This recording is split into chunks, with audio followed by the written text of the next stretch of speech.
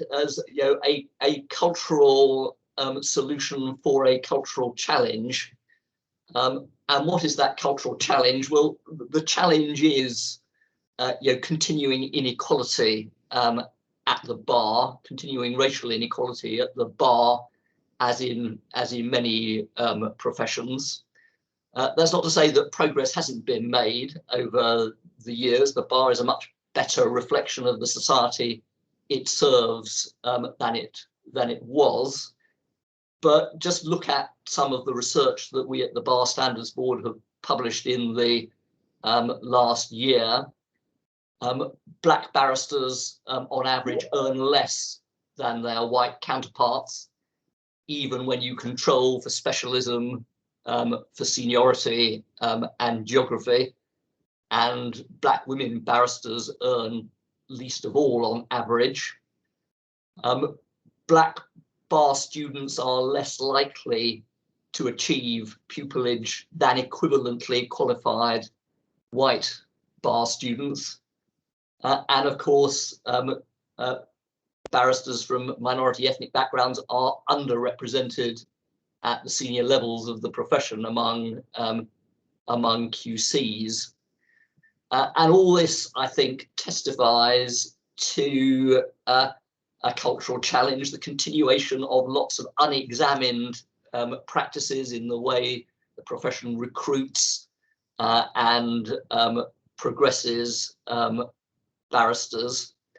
And it's to get at that cultural challenge that I think reverse mentoring has a great deal to offer, because at the heart of reverse mentoring, you are reversing the power imbalance, and you're causing senior members of the bar, including me, to look at these issues of inequality through the eyes of young barristers from minority ethnic backgrounds. And while we can all be kind of influenced by the statistics, I think it is much, much harder to ignore the human experience of a mentoring relationship.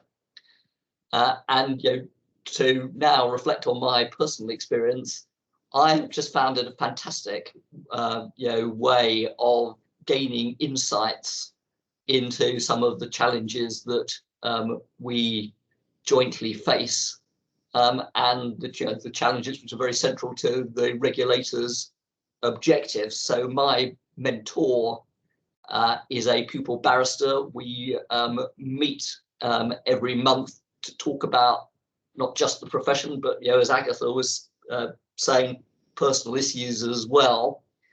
And I have gained fantastically from the insights of my mentor on things like the experience of being a bar student, on the experience of applying for pupillage.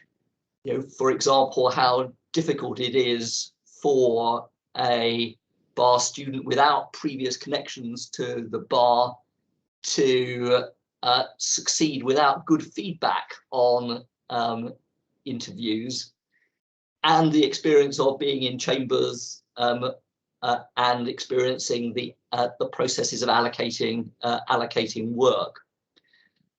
So all those insights have enabled me to ask challenging questions in the Bar Standards Board and in my engagement with the bar.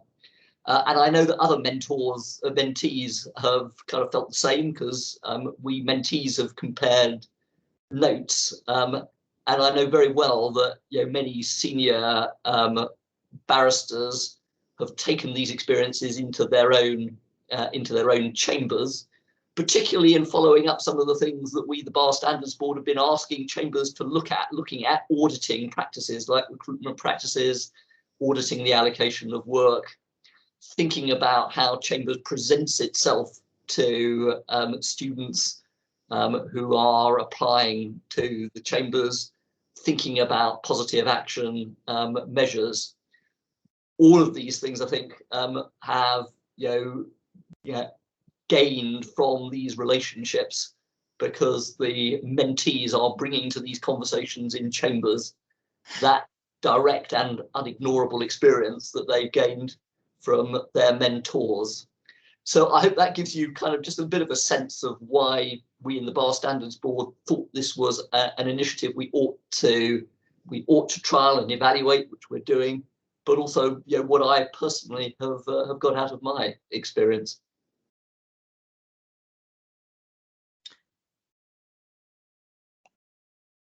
Thank you, Mark. That's really interesting, and it's interesting to see why the BSB has supported this scheme. So, Agatha, would you like to tell us a little bit more about yourself and the scheme? Yes, thanks, Ian. Hello. I don't know whether you can see me, but if you can, just let me know. And can you hear me as well? Very clear, thank you. Great. Okay, so my side is I'll give you a perspective into the mentor side of things. And as Ian has spelled out earlier on, my objective for joining the mentoring, the reverse mentoring, was basically because I had a HR background. So I was an HR professional in the HMRC department for a number of years. And so when I saw the reverse mentoring, which actually we do at HMRC, it was one of the things that we also introduced in the department to try and get more BAME colleagues or BAME civil servants to become senior civil servants. So it's a good initiative that the Bar Standards Board actually recommended or actually tried or started putting a pilot program on that. So I was quite keen on joining in to share my ideas as well as support the scheme, because it's a good, we get good results out of that back in the civil service. So I actually joined it for that cause, and also to try and get some networking with some of the senior members at the bar, because if you don't attend certain events or certain call events or in the Inns of Court, and if you don't have direct contact, or sometimes you don't attend BACFI events, unfortunately for us, we don't have, because of COVID, we are restricted with a face-to-face event nowadays. So this was another good program that I thought it would give me more networking skills with my some senior barristers at the bar that would actually continue with my legal profession that I'm pursuing in the UK. So my current would be because she's exiting, she's actually leaving. She's been promoted to a senior circuit court judge at Old Bailey. So, but I had her from last year, and it's Rebecca Trolley, QC, and she worked with Doughty Street Chambers until fairly a few weeks ago, when she had to resign from it because she's gone into full-time at the bench. But yes, I had a good number of sessions with her, and currently I'm abroad pursuing my dual qualification with the Ghana Bar, but I'll be coming back July, August there, and we've already planned for me to come and visit her at a new office at Old Bailey. So again, these are some of the benefits of actually joining the reverse mentoring scheme, or schemes that actually allow you to network with senior members at the bar. And this did not only, we didn't consider only the legal aspect of the bar. We looked at so many social issues, so many personal issues, because she was coming from the LGBT area, as in minority section, and whereas I was coming from the BAME section. So we actually bounced back and shared a lot of ideas and considered other challenges that other minorities faced, as well as even disabled colleagues and students or graduates at the bar.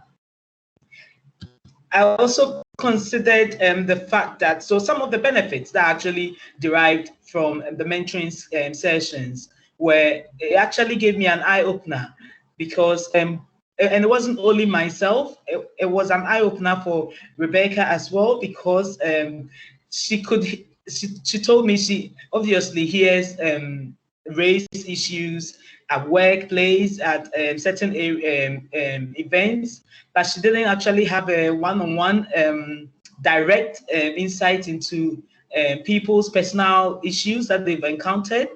I was able to give her some of that, which was a privilege for me to also get to gain an insight from her side of the fence as well. So not only does it affect only people from BAME section, but it sometimes affects people from even disabled side, as well as LGBT groups who get discriminated or get not included in certain issues, or even at workplace. So it was a good event, or a good session, a number of sessions that we had. And I had the opportunity to get an up close and personal with Rebecca, which, but for this event, or but for this scheme, I wouldn't have gotten the opportunity to do that. We've also obviously created a lasting friendship between us. And I could always go to her if I need something. She actually gave me good support during the Pupillage applications. She looked through my Pupillage applications for me, as well as went through a face-to-face, like via Zoom, interview questions and techniques, and how to present yourself during interview. So these are all vital skills and knowledge that you will gain from entering or going into such schemes.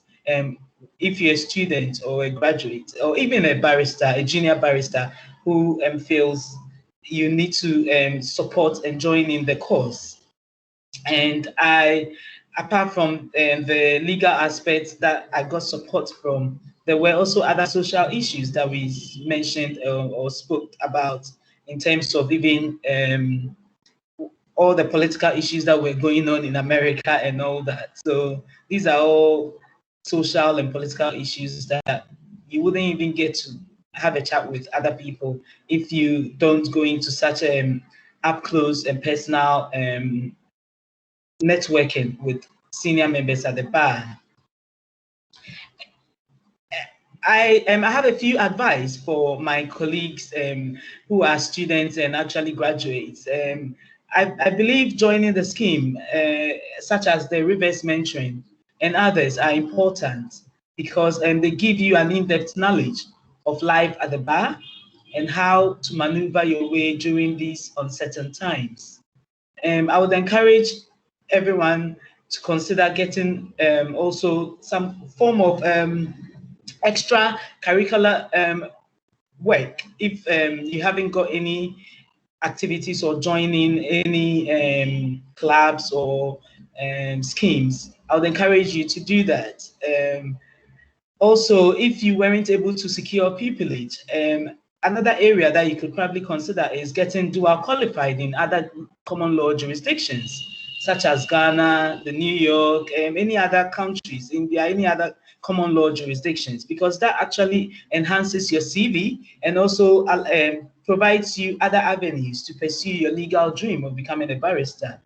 And lastly, I've got a quote from Zig Ziglar, and it is, "When obstacles arise, you change your direction to reach your goal.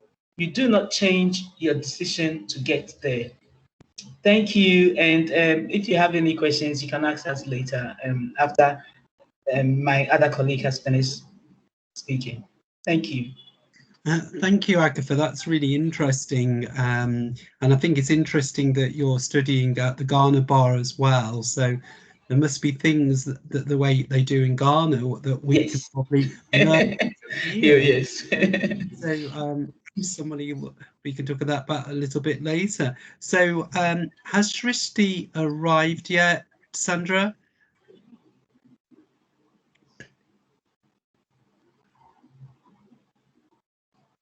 So, well, while we're waiting, why don't people start to ask questions? There's two ways of asking questions. Here's a chat box, or you can put your hand up and you can speak and be seen when you ask your question. Sorry, Shrishti isn't here. No, I don't know where she is. Okay, well, we've got a question from Dakwa, and I really must apologise for name pronunciations this evening. Would you like to ask your question? Yes, that's absolutely fine. And the first name is Yadankwa. Thank you very much. And Agatha, thank you for that insightful introduction into the reverse mentoring scheme. I guess my question is just to show my ignorance about the scheme, because this is the first time that I'm hearing about the scheme. The question I have is the scheme ongoing? And if it is, how can those of us, I think it's something that I would very much like to be interested in as a junior practitioner.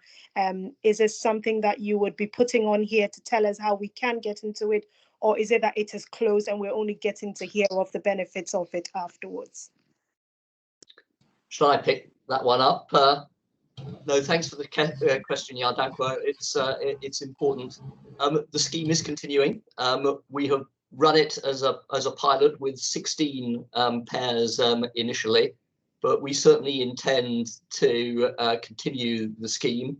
So I will provide details to BACFI, but you can also, if you're interested in joining the scheme, email me at mark.neale at no, it's not, it's mneale, I beg your pardon, at barstandardsboard.org.uk. Great, that sounds good. Thank you very much. So we now got a question from Michaela Hardwick. Michaela, do you want to reveal yourself and ask a question? Hello, thank you, Ian. Hi, yes, and it's Michaela, sorry, rather than Michaela. No, it's only that Michaela was how one of my horrible teachers at school pronounced it. So whenever I hear it, it sends shivers down my spine. Oh, so, I do apologise. No, that's fine, Ian, thank you. Just my question to Mark, please. It sounds like an absolutely fantastic scheme. And like Yardankwa, I hadn't heard of it previous to today. My question, I guess, is that given that the opportunities and the scope that it could have, is there an option for it to actually be extended above race equality and to also look at issues around the wider inclusion, such as social mobility? No, really good question, Michaela. Yes, I think we certainly could look at it, doing that. You know, we need to think quite carefully about how we make the scheme scalable, because we've been running it, as you can understand, as a pilot on quite a small scale at the moment. So we'll need to think in the Bar Standards Board about how we do extend it to many more people, and as you say, quite conceivably outside the field of race to gender and social mobility. We'd very much like to do that. Excellent. And I guess a second question on that is the scheme restricted purely to barristers? The reason I ask is I'm actually a solicitor who works within a chambers conducting regulatory compliance work. It's something that I would be keen to become involved in, and I can see for the future the potential for it to extend to include the clerking side of things, so that everybody can have a rounded view of the whole experience. I don't think we've set firm criteria which say you must be a barrister, Michaela. So let me also take that one away, and I'll talk to my colleagues who run the scheme, and we'll see what we can do on that front. Okay, lovely. Thank you, Mark.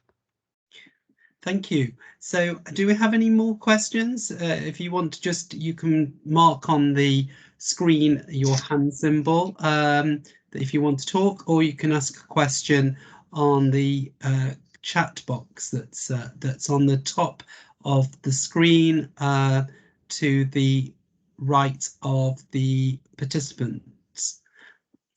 So one question I've got for Agatha. Agatha, I'm here, Ian. Yes, I was going to ask you, with your mentoree, What things what things surprised her of Hello, some Ian. Hello? Good. Agatha, Yeah, I can. Yes. I was going to ask, with your mentoree, what Yes. things surprised her about some of the issues that you faced? Yeah. So because I am coming from the employed side of work. So and also I was in the employed legal section a bit. So I moved from HMRC and actually worked in the Home Office, but at the litigation section. So I used to be a presenting officer for the Secretary of State. So I actually had two different departments, and I gave insight in terms of our recruitment, which was very different from the self-employed side of the way recruitment is done. So a typical example was our anonymous way of recruiting in civil service. We pride in that as one of our strict and we hold dear basically, and that is not done in the self-employed, the chambers section. Also, there are other before you even interview applicants in a job role, you have to have done the unconscious bias training. It's also a compulsory mandatory training that you have to do. Whereas when it comes to the, can you hear me, Ian? Yes, I can. Yeah, very Yes. clearly. Whereas when you come to the again, the self-employed side, I don't know about the employed side of the bar, but as in the corporate side. But when you come to the self-employed side, I was informed by my mentee that it's not mandatory. So she was actually gonna recommend it to be a mandatory incorporated in there as a mandatory training, because you will never know that you're being unconsciously biased about certain things until you actually, when you do that training, then you get a reality call in terms of certain things that you might not see it as a bias, but actually words or how you even say things might portray that to the other person. And I gave also some perspective when I was doing my mini pupillage, some observations I made as well, and how people from the BAME and from the minority group, or even from the disabled section or LGBT, can perceive certain colleagues at the bar when we go to do a mini pupillage. Certain things that she was a bit surprised that actually, yes, these happen in chambers, but you won't pick it up until like actually somebody draws your attention to it. So yes, these were eye-opening things for her. And when she got up close to me as well and got to know my personal lifestyle and where I come from and my achievements, she was actually surprised, and she was like, "You are appointable as a people." Don't let anybody say anything otherwise. So my recent interview that I did, I got actually very good, good. Like the list was good, and I still wasn't appointable. So she was really upset. She was like, "What is that? The feedback says you are very good," but I gave her the other side of things, that there's so many people, and there's so many graduates looking for people. So if we all got good, like got very good, the same score, it's difficult for chambers. So in as much as we shouldn't be too selfish from our side of things, we should also consider chambers, because at the end of the day, they can take as much as they can actually contribute, because it's people and members of at the bar in chambers that pay for your pupillage. So they struggle to obviously take more than the number that they will take, and especially with COVID making it even worse in the world of legal profession, especially the bar, is so difficult to try and get it now, basically. So I was like, perhaps BSB should take some responsibility on that. So we had a bit of chat on that, and she's got some feedback from her mentee side, and she will write obviously a report. So very soon, Mark, you'll be getting some feedbacks from our sessions. But yeah, it was a really insightful and good sessions that we had, and I would definitely recommend it for others to join. And I definitely concur with Michaela about opening it up to other areas or social issues that or social areas that needs to be looked at as well. Obviously, Mark is right, because we need to have some standards. It's a pilot project, and we need to have some standards and some parameters so that we don't go too wide and not being able to manage it as a whole. And then that would defeat the objective of the mentoring, the reverse mentoring scheme. Yeah, well, I was thinking that, I mean, I'm from the LGBT community, Yes. and I think there's a lot of shared experiences. Yes. I also, on other events, we were talking about social skills, and Yes. I know that when I first went and did the bar finals and dined at my inn, I was absolutely terrified, and no one made me feel welcome at all. Yeah. Or told me the little rules of etiquette. Yeah. And it was even harder to do that than to actually do the course. So all those sort of things, when you've got no family background or people that you know in the profession. And I very often did blunders which I was totally unaware of with pupillage interviews. But there again, hopefully things have changed. But in the late 80s, it was quite common to go for a pupillage interview and never have even to tell you that you haven't got the pupillage. They wouldn't even follow it up. And I remember going for one chambers where I was sitting in front of a full panel of all the members of chambers, all of them round one side of a boardroom table, me on the other. I'd driven for 2.5 hours to this chambers in the east of England, and when I got there, no one offered me a cup of tea. I was a student, and in those days they were unpaid, so I'd got they didn't even offer to pay for the parking or anything. And to this day, I still don't know whether I got that pupillage because they never contacted me. So I just hope those things have improved. But it was a terrifying experience. So if anything can be done to prevent those problems, it would be great. Definitely, yes. So have we got any more questions for anyone, or people just want to make a contribution with their ideas, their experiences? Then please do raise your hand and speak. That would be really good. So Mark, have you learnt lots of things just from doing this that you weren't aware of, or?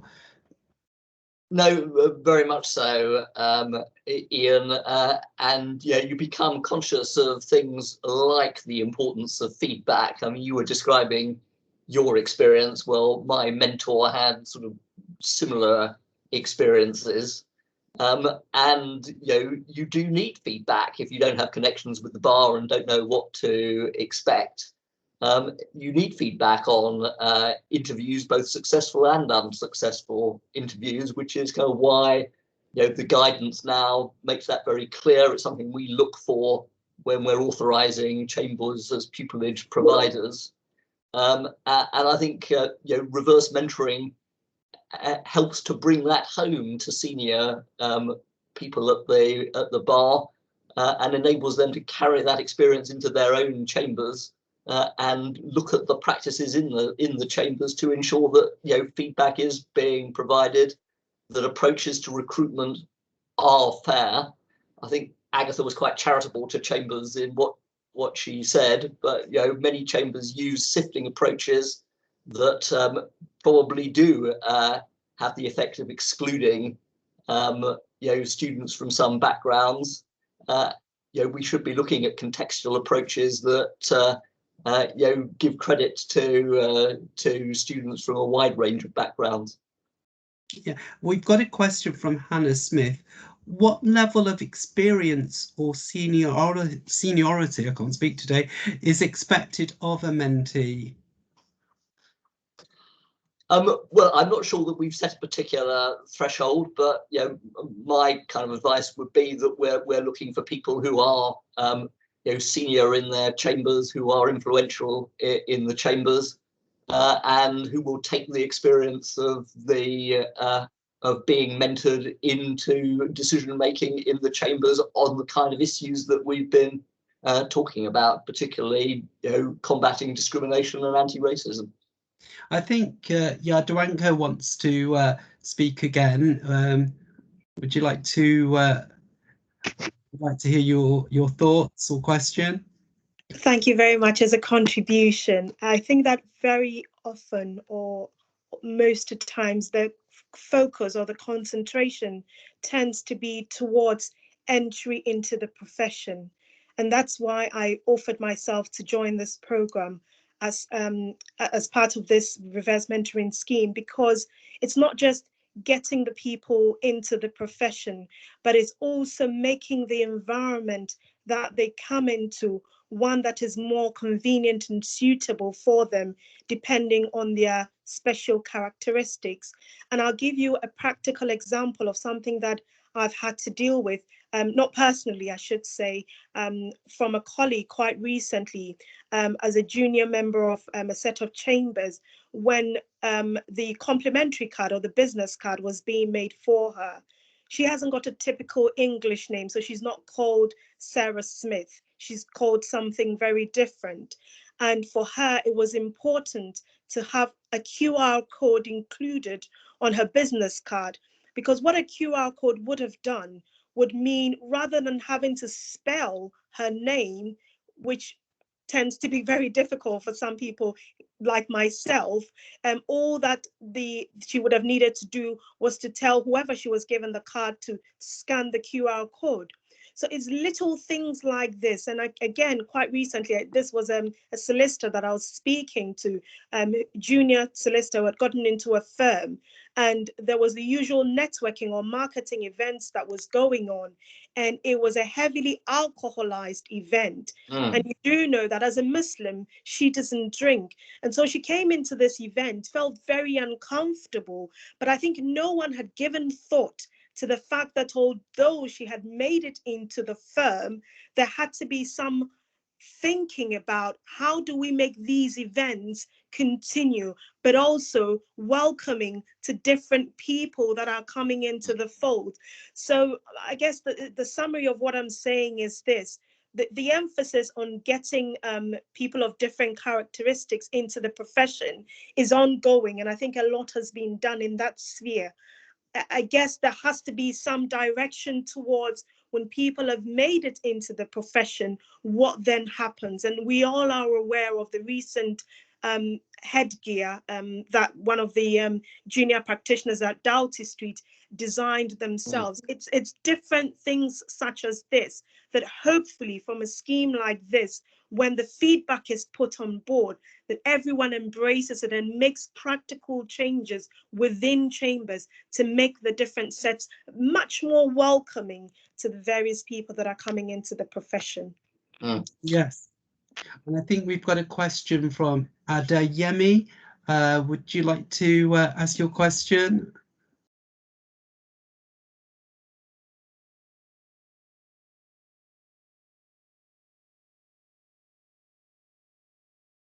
Yes, I think I remember we did, when I worked at BT Group, we did a training video which showed a hypothetical situation where a group of salespeople were going to make a pitch to an important customer, and they go into the meeting room and they rearrange all the furniture.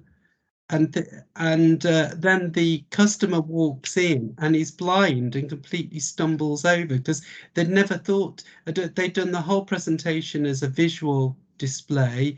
They'd rearranged the room, but they never actually asked the person they were meeting whether they had a disability or whether they had problems. So, it just showed you a little bit of thought beforehand can go a long way. So Ian, Shrishti is with us now. Oh, good. Just about to be. Yes.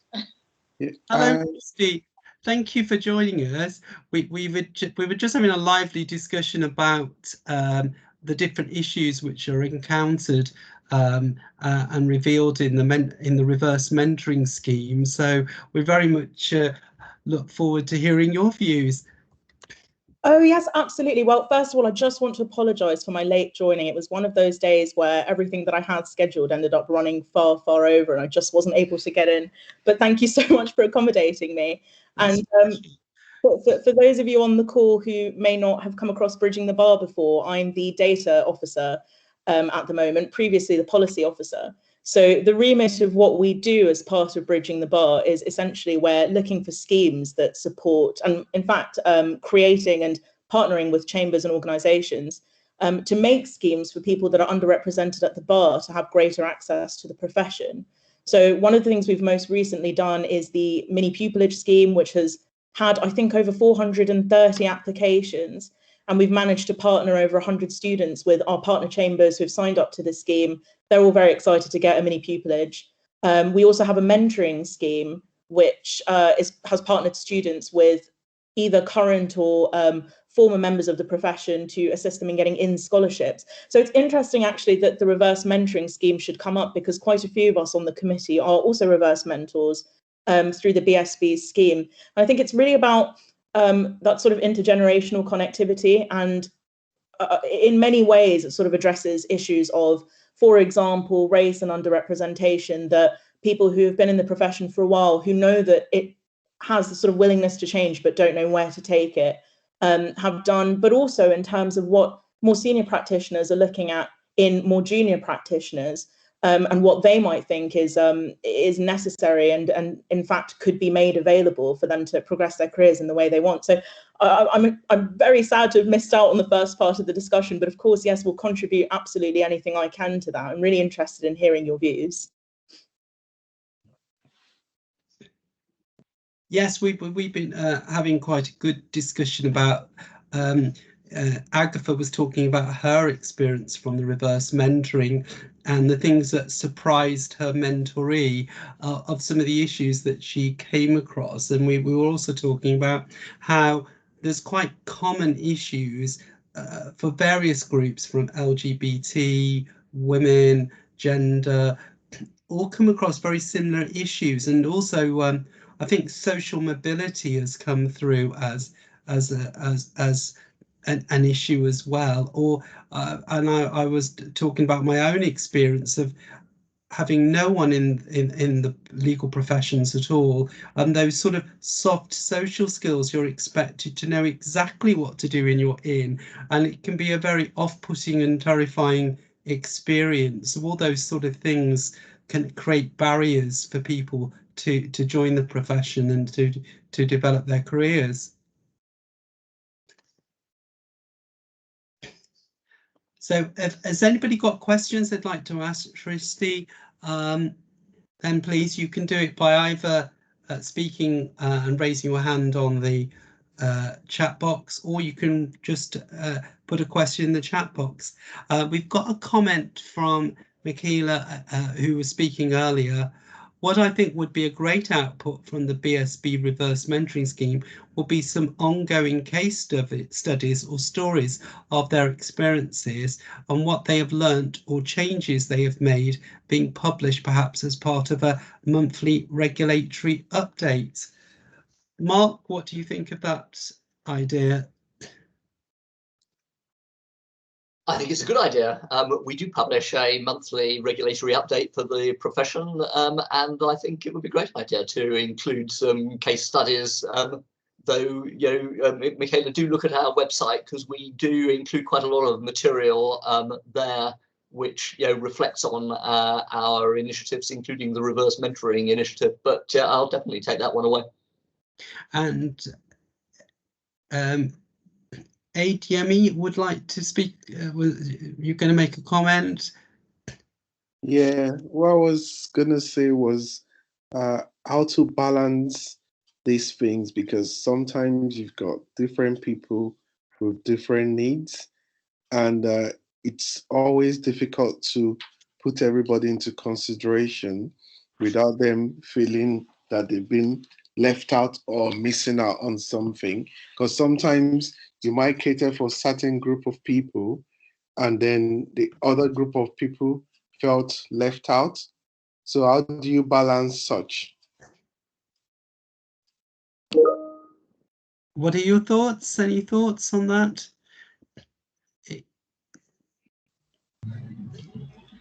I don't know if you want me to come in Yes, for a yeah. bit. Do chip I in. think that's why in my earlier conversation, I said it will be, in as much as Neale will be taking up this social mobility issue, we also need to consider the fact that there needs to be some parameters set so that we don't go too wide with the scheme, because then we lose the focus or we lose the objective of actually doing the scheme. So these are some of the things when parameters and standards are set so that it kind of reduces it and it becomes more achievable. So yes, other areas or other issues tends to be looked at in terms of when you're dealing with race and diversity, and those can be subsumed or included in it as it goes along. But I believe BSB probably wants to get this pilot program up and running and actually being more being able to set the parameters right before they can actually include any other areas or any other issues that come along or that are being recommended by colleagues as well. Yeah. Yes. We've got a comment from Anne. I wonder if my experience might be relevant to this, or perhaps we need to focus on students. I'm a woman without any family or personal contacts in the law. I retrained and qualified at the bar 11 years ago when I was 30 and love practicing, even though it was often a frightening experience. I've had 3 children since then, still work in criminal law, but part-time and at a very low level. I can now potentially resurrect my career, but the lack of opportunity to talk about and get feedback on what is possible. It's been really challenging to maintain the networks I built during training and pupillage, and I feel very marginalised, albeit through my personal choices. That's an interesting comment there. Well, can I possibly respond to this Yes. in a way that I hope is going to take full accountability of exactly what Anne has said, because her experience is so important as a woman at the bar that has, frankly, other responsibilities. And it is something that we lose sight of, particularly at the junior end of the career, because of the nature of the work and getting used to it, getting used to being on your feet, getting used to being self-employed. And alongside that, having, of course, the kinds of responsibilities that Anne has spoken about. There are initiatives at the bar that are working extremely, extremely hard to accommodate the experiences of women, and in fact, all people across the spectrum of sort of personal obligations or responsibilities. FEMIS, which is the Intersectional Women Barristers Alliance, is doing some really great work on working mothers, women at the bar at different stages of their career. Neurodiversity in law, for example, really focuses on barristers who identify, or aspiring barristers who identify as having a neurodiverse condition. There are these support networks out there. There's more that can be done at all times, but it's certainly coming. And I'm so sorry to hear that there is that feeling of being marginalised. Certainly something that I can relate to. Certainly something that a lot of us can. But there is that willingness to sort of push forward and to find schemes that accommodate people, so that there isn't this idea that there needs to be a traditional candidate at the bar, or one that doesn't have the realities of life to accommodate alongside the job as well. Yeah, I mean, also and perhaps you can also look at your inn to see whether there are groups within the inn that might be able to help you. I think one of the upsides of COVID is it's made things online, and there are webinars. I know that my own inn, Middle, has had webinars on different aspects of developing your career. So do have a look at the inn to see if there's any groups there that could be useful to network. Mark, do you have any tips? I think going to the inn is a very good suggestion. It might be good to talk to whichever specialist bar association you belong to, Anne. They may be able to help with contacts. and advice. Yeah, I mean, they'll probably, if you're doing crime, the Criminal Bar Association or your circuit, some of the circuits as well, I know, have different schemes to help women barristers, get back into work after having a family. So, but do have a look at the different websites as well. And there's quite a lot of information out there. But I'm sure if she emails either of anyone here, they can try and put you in touch with groups they know about. And I'm from the employed bar, and I actually work for one of the big banks, and I think there's lots of things that big employers do that the self-employed bar could learn from, and vice versa. So one of the things we've tried to do in BACFI is try and share that corporate experience with the bar generally, because like the UK civil service, they do all follow similar HR policies and approaches in recruitment and career development, and I'm sure there's mutual experiences would be useful information. And there's another question on the chat box. Is there a way to monitor when and how chambers are putting these policies into practice? All too often I see chambers with well-drafted policies, yet in practical terms, what is the chambers doing differently? Should we be having an Ofsted level of inspection within chambers? Shall I pick that one up? Yes. Yeah, it's a good question. I mean, we published at the end of last year an anti-racist statement setting out 4 things that we expected all chambers to do to tackle discrimination and to promote anti-racism.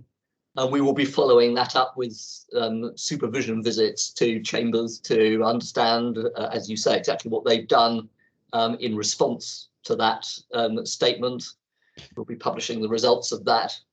And as you may know, we've also just completed a 5-yearly regulatory return in which we've sought information from a sample of chambers about how they are addressing a range of risks and issues. And that will also be a source of information about how chambers are responding in practice to the challenge of combating discrimination. If I could jump in there as well, many of the chambers that have partnered with Bridging the Bar have also effectively signed up to a charter to offer opportunities to people from underrepresented backgrounds in the way that we've suggested, whether by volunteering individual barristers as mentors or signing up to accommodate people through work experience schemes. We've signed up with a great number of chambers, over 70, I think, at this stage, although I think that's growing. And all of them are very, very keen to get people these experiences and this connectivity in the bar. So even if not directly through the BSB or the Bar Council or INS, if those have been exhausted, or if you feel like you just sort of want to go for a specific sort of work experience placement through something like Bridging the Bar, that is certainly there. Themis, for example, also is launching the Doughty Street mentoring scheme.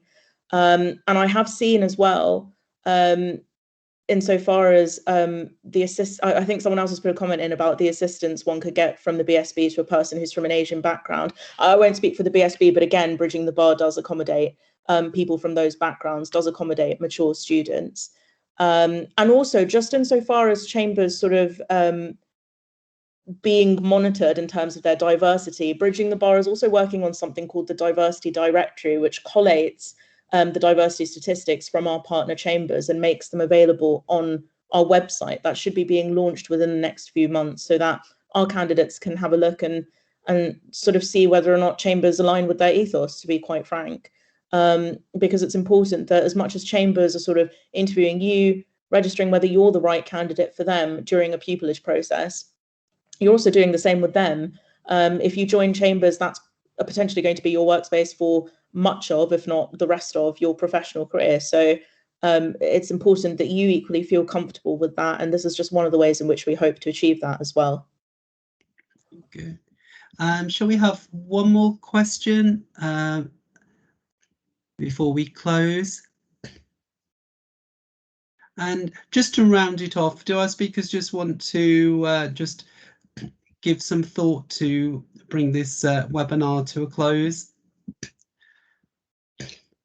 Shall I begin? I mean, one comment I would make, Ian, is to very much endorse Yardankwa's comment about progression, which I didn't respond to at the time, and apologies for that. I completely agree that we shouldn't be so focused on recruitment that we lose sight of very important issues bearing on the allocation of work and progression at the bar. And our anti-racist statement invites chambers to audit their practices, and that certainly includes their practices in allocating work and supporting and progressing barristers who belong to the chambers. So a very important point. I think there's a question about bridging the bar, where people can contact you. I've just put the details in the chat box, and I think Michaela has as well. So thank you so much for that. Oh, that's great. That's really good. And what are your final thoughts, Christy? Well, my final thoughts, first of all, are I'm so sorry again that I couldn't join the first half of the meeting, but it's one of the realities of the profession. Meetings tend to run far, far over the time that you've actually allotted to them.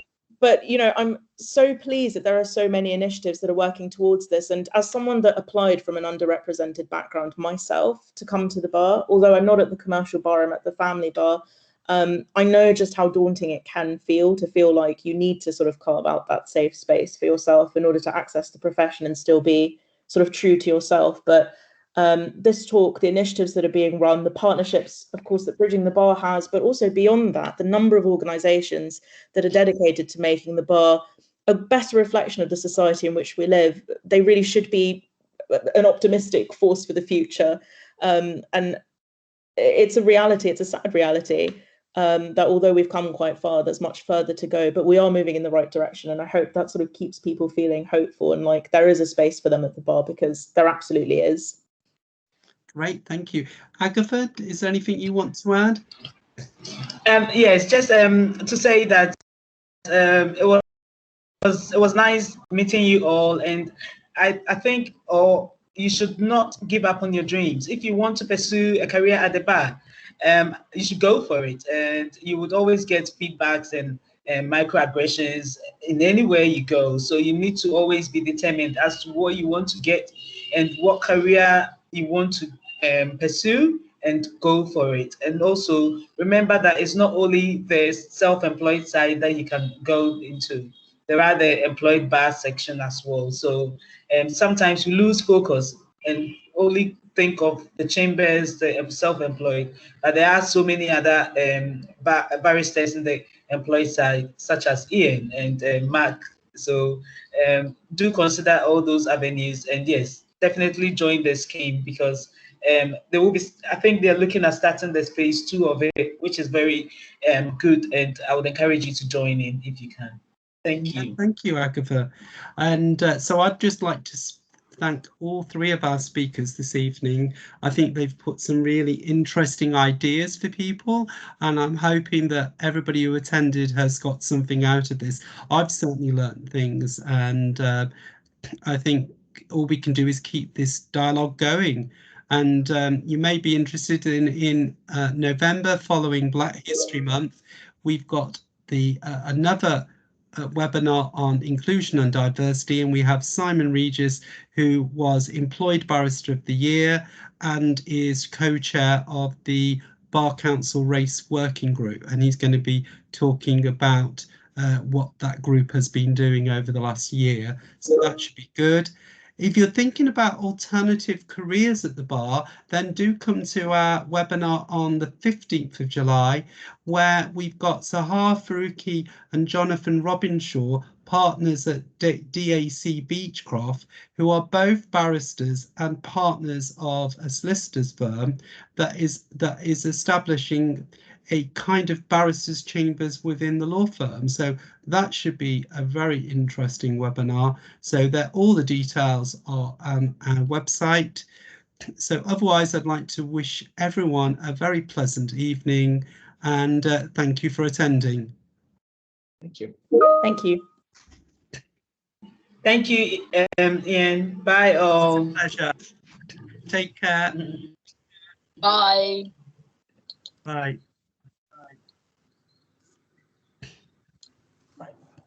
Thank you. Thank you very much.